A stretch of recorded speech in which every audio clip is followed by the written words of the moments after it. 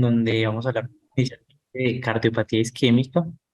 Luego vamos a hacer un marco teórico con dos ejes principales, que va a ser la terapia médica después del infarto agudo del miocardio. Y como tal, vamos a entrar a discutir el valor del NT-proBNP. Vamos a hacer la presentación del estudio, el análisis crítico del mismo y unas conclusiones.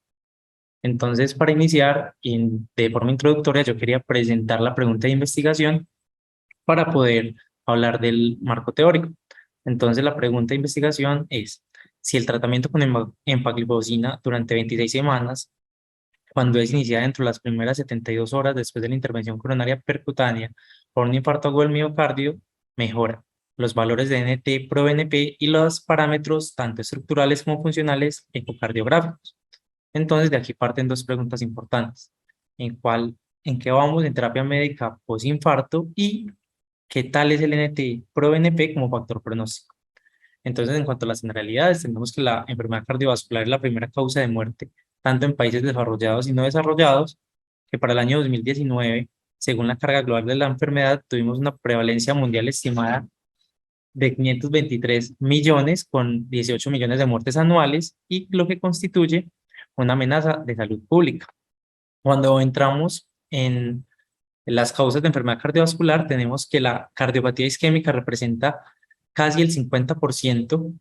de toda esa prevalencia, representando entonces para el año 2019 197 millones de casos aproximadamente, y vemos que se ha duplicado respecto a la prevalencia en el año 1990. Respecto a las muertes, vemos que es responsable de aproximadamente 9.1 millones de muertes de forma anual, valor que también estuvo cerca de duplicarse si lo comparamos con el año 1990. Y si pensamos en la cardiopatía isquémica y su evento desencadenante, vamos a tener que la aterosclerosis coronaria en la mayoría de los casos, con un desencadenante agudo como la erosión o la ruptura de la placa aterosclerótica, puede generar una oclusión o suboclusión del flujo por la respuesta trombótica local, llevando a isquemia y lesión miocárdica. Esta lesión miocárdica va a llevar a dos fenómenos importantes, que son los predisponentes o los factores que nos llevan a la falla cardíaca, que es el remodelamiento cardíaco. Tenemos un remodelamiento que es temprano, que ocurre entre los primeros 3 a 4 días, donde vamos a tener infiltración de polimorfonucleares, activación de metaloproteinasas y vamos a tener modificación de la matriz extracelular y del colágeno,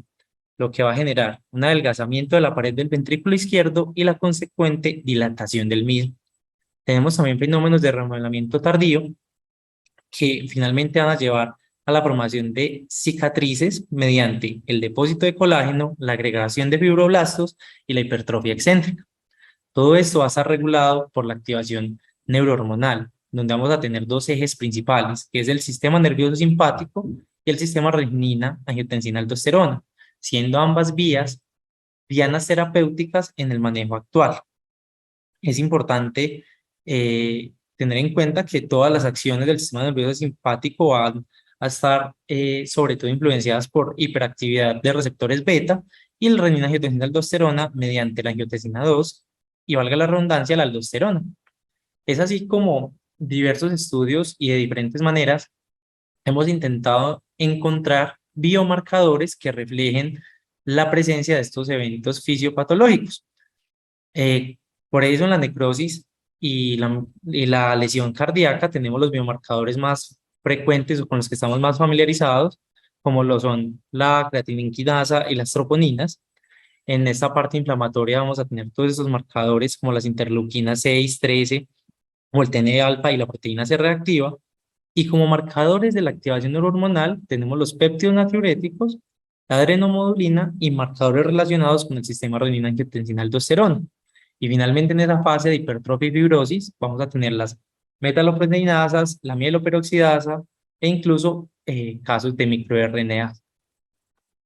Entonces, cuando pensamos en cómo afectar o cómo estamos impactando en todos estos eventos fisiopatológicos, tenemos tenemos la terapia estándar, que inició con los IECAS y ARA2 con sus estudios principales, como los que presento a continuación. Posteriormente, o casi que al mismo tiempo, también tenemos a los beta bloqueadores, a los antagonistas de los receptores de aldosterona, donde la eplerenona es el medicamento que tiene probablemente mayor evidencia, y recientemente con la introducción de los ARNI se ha intentado demostrar si la adición de un inhibidor de la neprilicina, como es el sacubitril, puede generar mayores efectos sobre el remodelamiento cardíaco en el periodo postinfarto. Sin embargo, aún no tenemos unos desenlaces definitivos al respecto, por lo que no hace parte todavía de esa terapia médica postinfarto. Y pues a lo que nos aqueja hoy es si los inhibidores del SGLT2 pueden llevar a un remodelamiento, a reversar ese remodelamiento cardíaco. Cuando vemos las guías,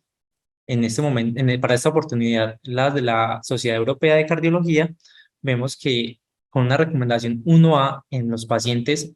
después del infarto agudo del miocardio y sobre todo en aquellos que tienen disfunción del ventrículo izquierdo, tenemos indicación tanto de beta bloqueadores como IECAS y ARAS, y con una recomendación 1B sobre los antagonistas de los receptores mineralocorticoides. Bueno, es así como la siguiente pregunta es, ¿mediante cuál mecanismo los inhibidores de SGLT2 podrían impactar en el remodelamiento cardíaco? Y ese estudio intentó resolver esta pregunta. Este estudio fue realizado con corazones de cerdos, en los cuales a un grupo de cerdos se le realizaba de forma artificial un infarto agudo del miocardio al ocluir la descendente anterior, a un grupo de y a un grupo se le administraba empagliflozina, a otro placebo y finalmente tenían muestras de corazón sano. Y ellos mediante la medición de metabolitos en las arterias coronarias y en el seno coronario, cuál era el consumo energético del corazón. Es así como descubrieron que los corazones sanos tienen un metabolismo a raíz de ácidos grasos libres, aminoácidos ramificados básicos y hacen poco uso de la glucosa, lo que traduce en una mayor eficiencia energética. Los corazones, después del infarto agudo del miocardio, tienen un cambio en su metabolismo que hace que utilicen más glucosa y utilicen más las vías anaerobias, como tal la glucólisis anaerobia, y disminuya el uso de ácidos grasos libres y aminoácidos ramificados básicos, lo cual traduce menor eficiencia energética. Cuando se introducen la empagliflozina por medio de la glucosuria, la disminución de la insulina y el glucagón, va a aumentar la lipólisis y la cetogénesis. Y esto va a retornar nuevamente ese corazón que tenía un metabolismo a raíz de glucosa, a volverlo a basar en cuerpos cetónicos, ácidos grasos libres y aminoácidos básicos ramificados, lo que mejora nuevamente la eficiencia energética, disminuye el remodelamiento y disminuye la falla cardíaca, ya que ellos le hicieron seguimiento a todos estos cerdos con resonancia cardíaca y ecocardiografía 3D, demostrando que tenían menores cambios estructurales y funcionales. Entonces vemos acá un mecanismo diferente a disminuir las cifras tensionales y a disminuir la glucosa en suero que impacta en la fisiopatología de la falla cardíaca. Y esta era una de las teorías de los autores de nuestro estudio, dado que ellos argumentaban que la rápida separación de las curvas de hospitalización y mortalidad en los estudios previos hablaba de mecanismos independientes de la reducción de la presión arterial y de los valores de glucosa en sangre. Entonces, la siguiente pregunta que yo me hacía y que quería responder es ¿qué tal es el BNP como factor predictor pronóstico? Entonces, tenemos este estudio inicial del 2003, un estudio realizado en Reino Unido de cohorte observacional prospectivo que reunió 666 pacientes con diagnóstico de infarto agudo del miocardio en una unidad de hemodinamia, en el cual realizaban medición de péptidos entre las 24 y 96 horas y de la fracción de eyección mediante ventriculografía. Y sus desenlaces eran muerte, readmisión por falla cardíaca o un nuevo síndrome coronario agudo. Es así como ellos evidenciaron que en los pacientes que tenían valores por encima de la mediana para el grupo de NBNP tenían mayor número de eventos de muerte, readmisión por falla, el compuesto de muerte y falla, infarto y síndrome coronario agudo, siendo pues diferencias al respecto de esos pacientes que tenían valores por debajo de la mediana para el grupo. Adicionalmente, ellos muestran estas gráficas de Kaplan-Meier, donde a medida que pasaba el tiempo, respecto a la supervivencia libre de eventos, en este caso el evento era mortalidad, era mucho menor para aquellos que tenían valores por debajo de la mediana respecto a los que tenían valores por encima de la mediana, tanto en el grupo de NBNP como de BNP, mostrando así un valor pronóstico positivo en aquellos que tenían valores por debajo de la mediana. Este otro estudio, un estudio realizado en Suecia, también quería evaluar el rol del NP-proBNP en síndromes coronarios agudos sin elevación del ST a raíz de estudios como el FAS, el GUSTO y el PRISM, que eran estudios primarios que evaluaban la intervención coronaria en este grupo de pacientes. Fue así como para el estudio FAS, ellos dividieron los valores de NT-proBNP en terciles y encontraron que aquellos pacientes que se encontraban en el tercer tercil o por encima tenían tasas de mortalidad significativamente mayores que aquellos que tenían NT-proBNP por debajo de este tercer tercil y evidenciando incluso una rápida separación de las curvas de mortalidad. En el estudio GUSTO ya no lo dividieron por terciles sino por cuartiles y también evidenciaron que aquellos pacientes que tenían valores mayores de NT-proBNP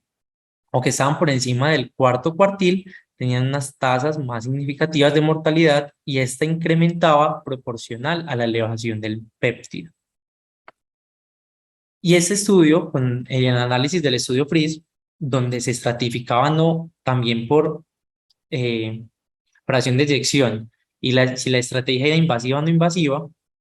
encontró que aquellos pacientes que se encontraban por encima del tercer tercil de los valores de NT-proBNP tenían mayor tasa de mortalidad independiente de la estrategia de revascularización e independiente de la fracción de eyección, demostrando entonces que el NT-proBNP puede ser un factor pronóstico independiente de características tan importantes como la fracción de eyección. Y lo mismo lo evidenciamos en las gráficas de mortalidad de Kaplan-Meier, donde vemos que se respetan estos hallazgos. Entonces, pues hasta acá sabíamos que los valores elevados de NT-proBNP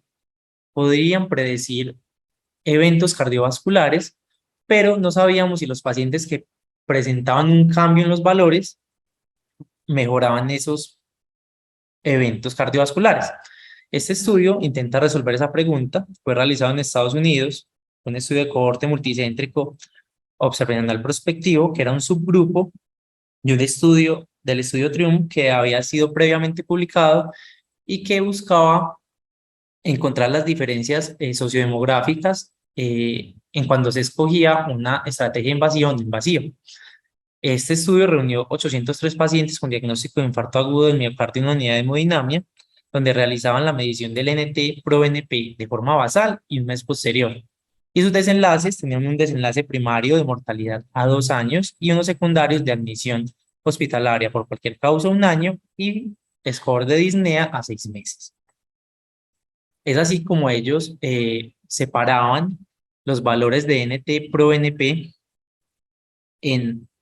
altos bajos, altos altos, o aquellos pacientes que estaban bajos bajos, que era el grupo de referencia. Y estos valores los definían colocando un punto de corte específico según la de nuestros pacientes. Ellos encontraron que al ajustar la mortalidad por el puntaje de Grace, la fracción de disección y el diagnóstico de diabetes, los pacientes que persistían con valores elevados de NT-proBNP tenían 4 veces mayor mortalidad que aquellos que tenían un valor inicial elevado, pero que luego lo depuraban en el tiempo. Y en cuanto a las causas de rehospitalización, cuando no hacían el ajuste encontraban una diferencia estadísticamente significativa entre ambos grupos, pero cuando hacían el ajuste, lo que persistía era una tendencia a aumentar la tasa de hospitalización, pero esta diferencia no era estadísticamente significativa. Entonces, hasta este punto ya sabemos que los valores elevados son pronósticos, que su cambio parece sugerir disminución en los eventos, pero no sabíamos si los inhibidores de GLT2 podrían reducir los valores de los péptidos. Este estudio es un subanálisis del estudio EMPEROR-Reduce, donde se habían recolectado 3.730 pacientes con diagnóstico de falla cardíaca con FEBI reducida que se encontraban en los grupos NIHA 2, 3 o 4, a los cuales se le administraba empagliflozina versus placebo, y los desenlaces eran la muerte cardiovascular o la hospitalización por falla cardíaca. Para este estudio hubo una disponibilidad de valores en 3.728 pacientes y querían entonces evidenciar cuál era la relación entre los niveles de NT-proBNP y los efectos de la empagliflozina. Ellos encontraron que al hacer el análisis por cuartiles de los valores de NT-proBNP, los eventos cardiovasculares como la muerte o la hospitalización por falla cardíaca incrementaban significativamente en cada cuartil de referencia, tanto en el grupo placebo como en el grupo empagliflozina, como vemos acá en la incidencia por 100 pacientes año, o en las tasas por 100 pacientes año. Y también encontraron que que la intervención favorecía la empagliflozina en los desenlaces compuestos de muerte cardiovascular y hospitalización por falla cardíaca, sobre todo en los cuartiles 2 y 3, y siendo estos efectos principalmente arrastrados o confundidos por la tasa de hospitalización por falla cardíaca, que se corresponde con el estudio original, donde vemos que el desenlace en el que más impacta es hospitalización, y es este desenlace de hospitalización el que hace ver más favorable la muerte cardiovascular. Respecto a cómo se comportaron los péptidos en este grupo de paciente expuesto a ICGLT2, ellos encontraron que para la semana 4 ya se encontraban diferencias hasta de un 5% en los valores de NT-proBNP, y ese máximo beneficio se evidenció a la semana 52, donde encontraban diferencias tan altas como del 13%.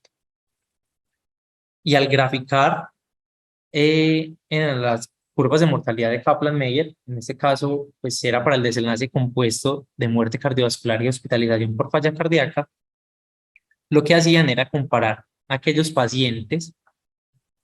con su valor basal y un valor medido a las 12 semanas del estudio o a las 12 semanas de seguimiento, y definían valores bajos como aquellos pacientes que se encontraban en el primer cuartil, y valores altos a aquellos que se encontraban en el segundo, tercero o cuarto cuartil. Ellos encontraron que, independiente del valor basal, aquellos pacientes que a las 12 semanas tenían un valor de NT-proBNP bajo, es decir, en el primer cuartil o por debajo de 1164, tenían significativamente menor incidencia del compuesto de muerte cardiovascular y hospitalización por falla que aquellos pacientes que llegaban con valores persistentemente elevados a la semana 12. Demostrando entonces que la disminución del NT-proBNP a las 12 semanas predice reducción de eventos cardiovasculares. Con este recorrido quería evidenciar que realmente el NT-proBNP parece ser un buen factor pronóstico y un buen subrogado de factores de eventos cardiovasculares. Entonces, en cuanto a la presentación del estudio, ese fue un estudio que se realizó en Austria. Se denominó como tal el estudio EMI, empagliflozina en infarto agudo del miocardio. Fue entonces, en cuanto a la pregunta de investigación, un estudio que buscaba pacientes con infarto agudo del miocardio posterior a la intervención coronaria percutánea, y en los cuales la administración de empagliflozina dentro de las primeras 72 horas, controlada con placebo, sí reducía los niveles de NT-proBNP y causaba mejoría en los parámetros estructurales y funcionales ecocardiográficos. El tiempo de seguimiento era a 6 meses. En cuanto al diseño, tenemos que es un estudio multicéntrico, aleatorizado, controlado con placebo, fase 3B, que tenía un propósito de superioridad, era explicativo, era doble ciego y tenía aprobación del Comité de Ética Institucional de cada centro. y donde referían tener adherencia a la declaración de Helsinki. En cuanto a la teorización, se teorizaban a cada brazo del estudio una relación 1-1 por un software especializado configurado por un estadístico independiente. Se realiza estratificación por sitio, diagnóstico de diabetes mellitus tipo 2 y sexo. Y el enmascaramiento del medicamento fue realizado por la farmacia del Hospital Universitario de Salzburgo.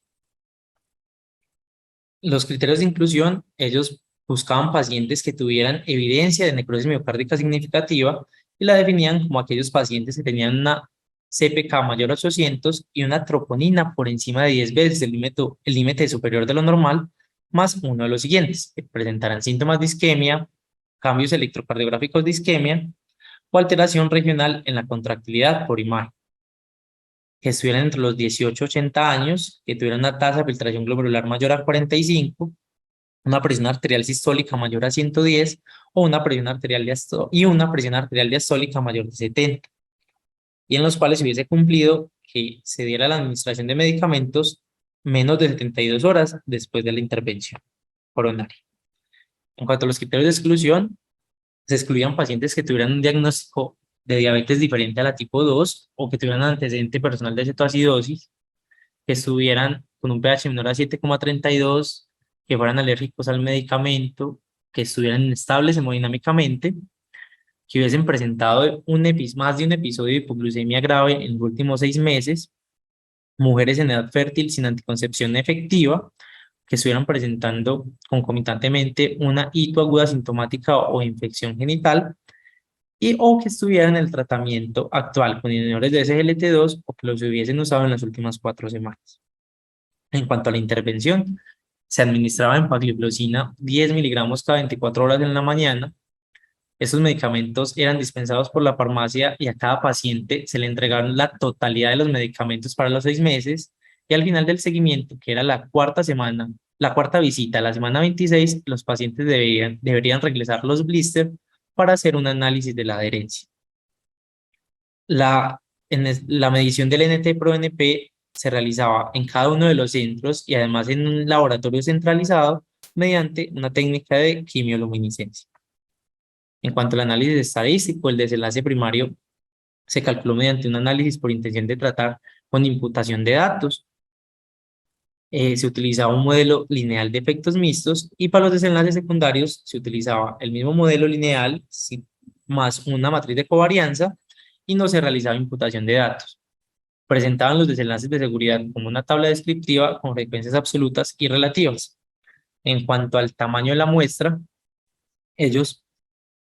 calcularon su poder estadístico con 50% de reducción a los no expuestos, una reducción relativa esperada de menos del 40%, un poder del 80%, un valor de significancia estadístico del 5%,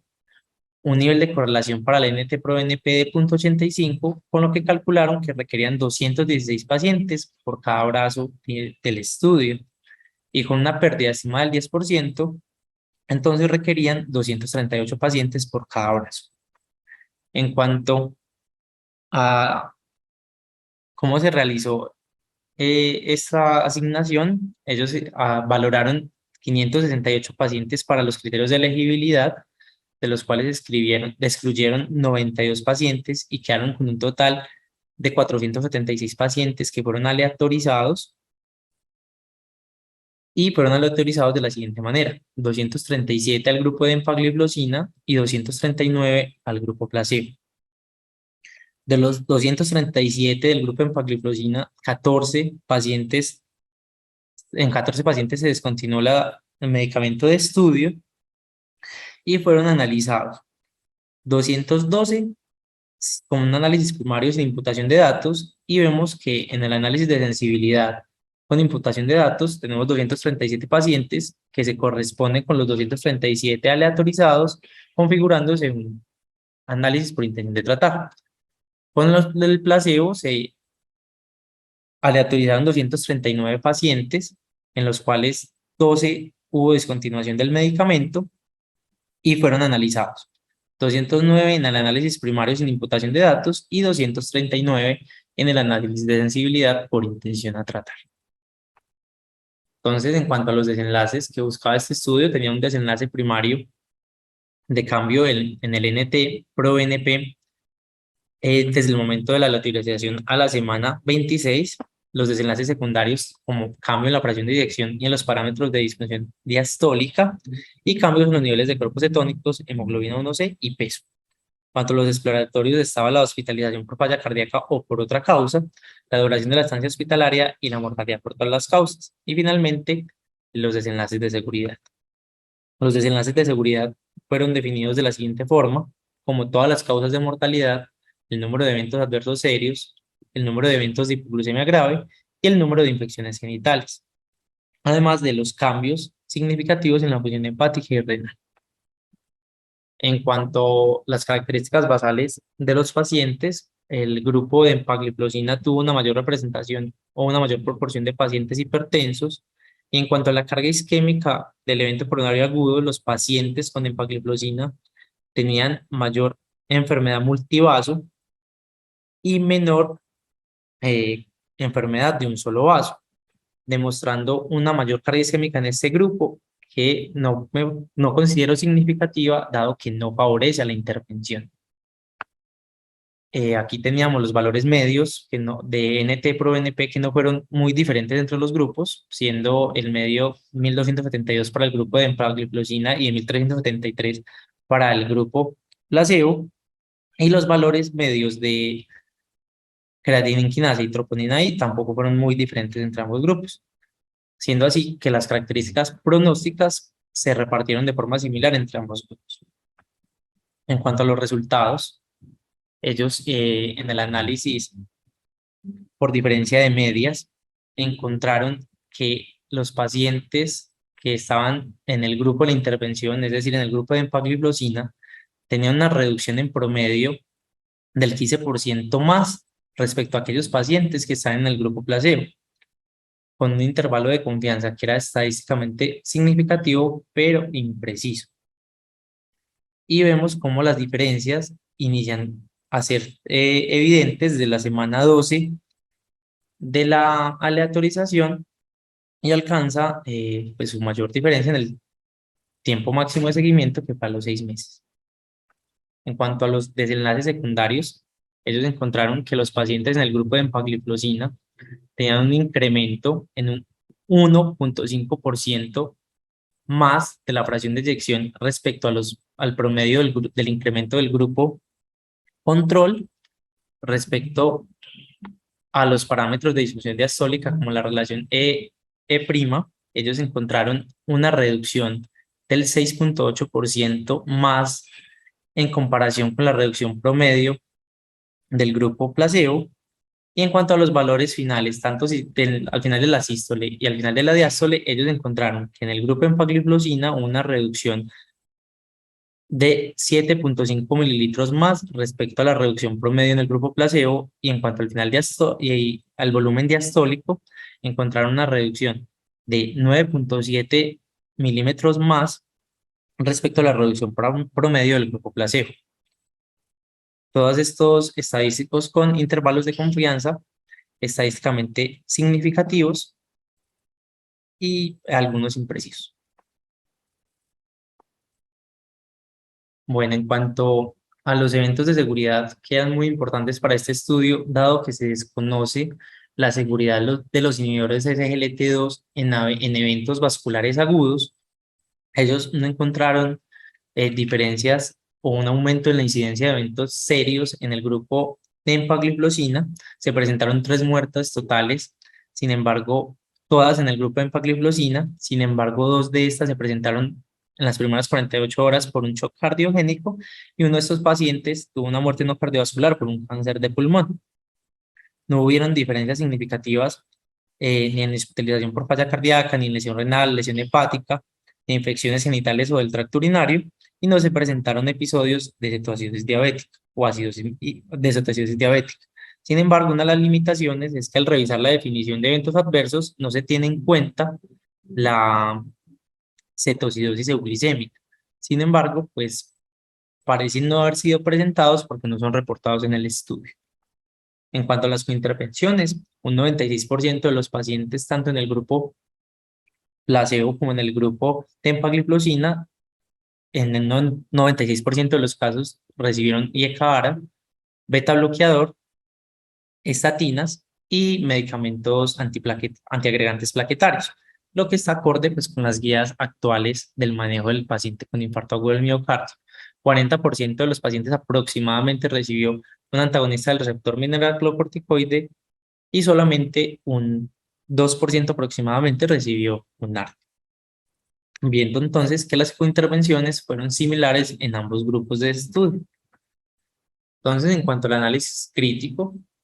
considero que este estudio tiene una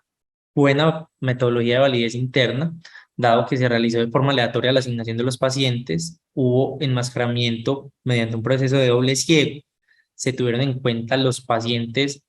a todos los pacientes en el momento del análisis y en el grupo en el cual fueron asignados, dado el análisis por intención a tratar con imputación de datos, y se realizó el seguimiento completo en la mayoría de los pacientes sin una pérdida significativa. Como había referido anteriormente, se respetó la forma del estudio doble ciego y los pacientes tenían factores pronósticos similares en ambos grupos.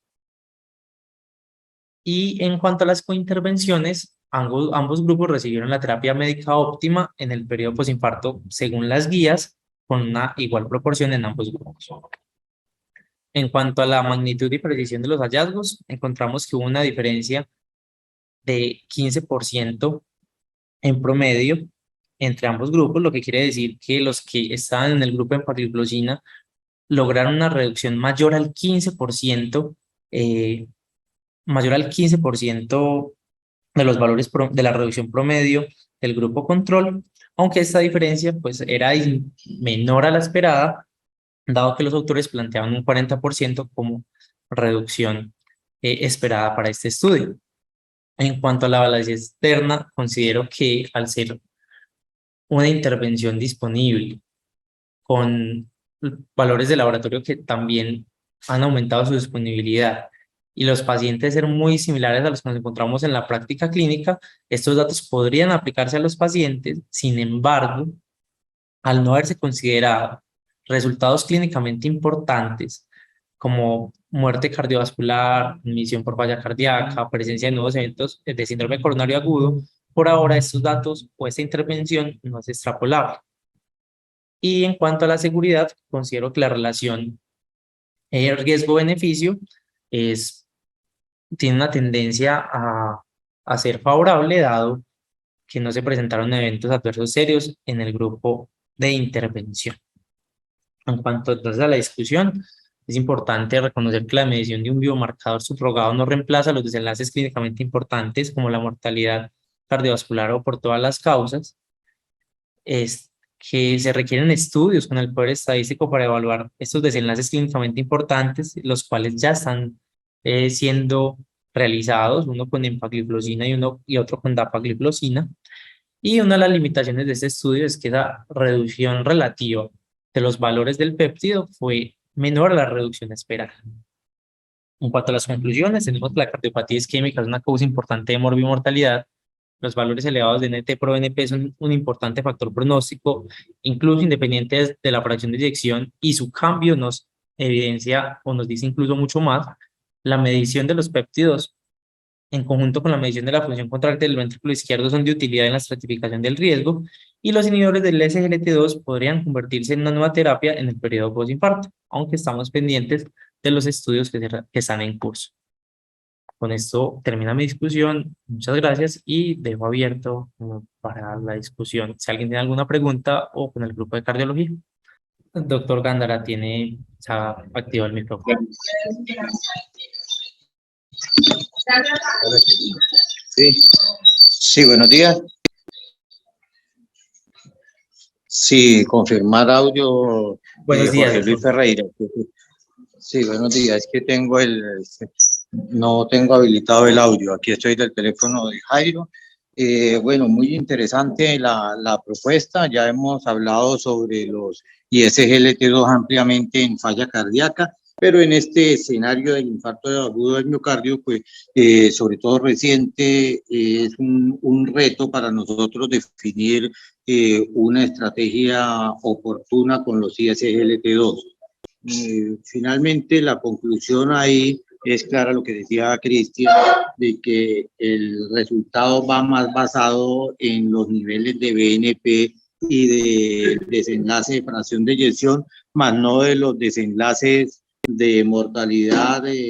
por todas las causas o u hospitalizaciones por falla cardíaca, que es donde quisiéramos ver el escenario mayor. Sin embargo, vale la pena tomar con prudencia los resultados, a pesar de que fue un estudio muy bien diseñado, aleatorizado, doble ciego, tendríamos como que esperar otros estudios más completos para definir los desenlaces sobre mortalidad y sobre hospitalización, que son los que realmente nos interesan. Medir, digamos, todos esos mecanismos de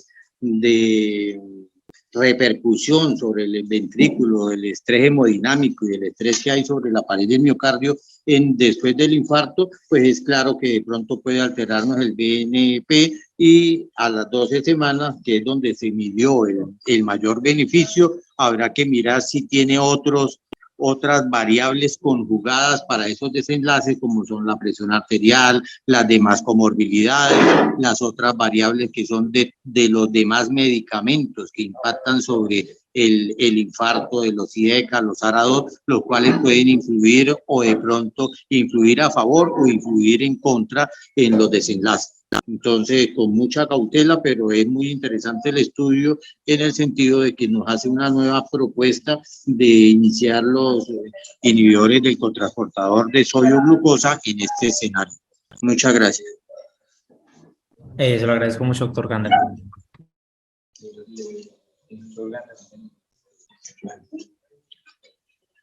Hola a todos, muchas gracias Cristian por la presentación. Sí, de acuerdo con las afirmaciones del profe Jorge Luis, yo creo que por ahora está siendo una historia muy en paralelo con lo que nos sucedió con sacubitril/valsartán, los hallazgos sorprendentes en los pacientes con insuficiencia cardíaca que ya venían siendo tratados con IECA dieron pie para que paulatinamente sacubitril/valsartán se probara en diferentes escenarios clínicos cardiovasculares relevantes, como la falla cardíaca con FEI preservada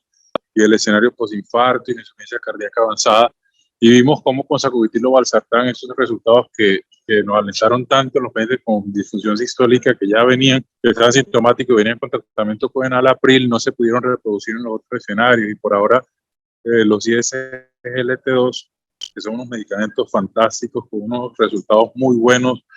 en términos de riesgo cardiovascular y desenlaces para los pacientes con insuficiencia cardíaca, poco a poco su introducción en otros escenarios no han podido replicar los hallazgos que hemos esperado. Entonces, yo creo que por ahora, si bien estos hallazgos desde el punto de vista de biomarcadores y parámetros ecocardiográficos resultan alentadores y justifican los estudios que van en curso para los desenlaces clínicos, creo que por el momento lo prudente es esperar esos resultados, a ver si definitivamente hay un beneficio clínico neto sobre nuestros pacientes con el uso de esta terapia de forma sistemática para ellos. Muchas gracias, doctor. Totalmente de acuerdo. Creo que hay que esperar los estudios con el poder estadístico suficiente para demostrar eventos clínicamente importantes. Veo que hay una pregunta en el chat de Isaac Joaquín Montenegro. Pregunta si los inhibidores de GLT2 se pueden administrar a pacientes con obesidad central. Pues digamos que ese estudio no nos habla pues como de pacientes o con ese valor o con ese factor pronóstico que es la obesidad. Sin embargo, probablemente en estos contextos y en otros podamos usarlo sin ningún problema en esos pacientes que probablemente tengan mayor riesgo metabólico.